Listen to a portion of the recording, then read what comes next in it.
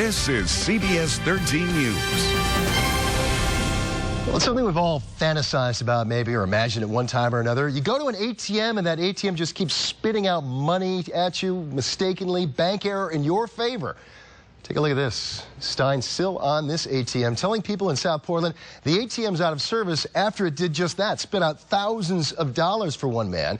CBS 13's Brad Rogers picks up the story. This all started at 1 in the morning when officers were called to this bank branch on Main Mall Road. A transient was inside the bank, sleeping beside the ATM.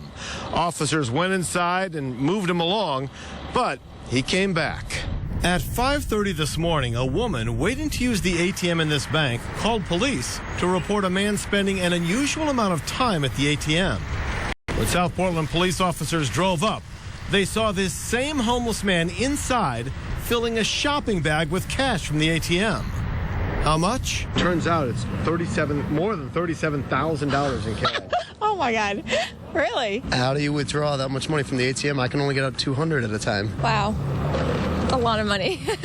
Have you ever heard of anything like this? No, this is a first. South Portland Police Lieutenant Todd Bernard says police have dealt with this man before. He says the man used his bank card to withdraw $140 from his account, but then kept going, and the ATM just kept giving him money. He was using his bank card to request more money, yes. And it gave it to him? Yes. Police say they gave the money back to the bank and say the bank didn't want to press charges. I think that's really nice of them, and I think it's the right thing to do. How come?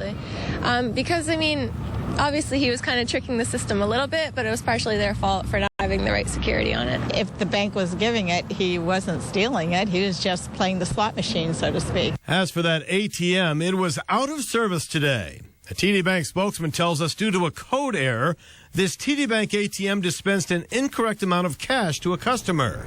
He says no customer accounts were impacted by this $37,000 mistake.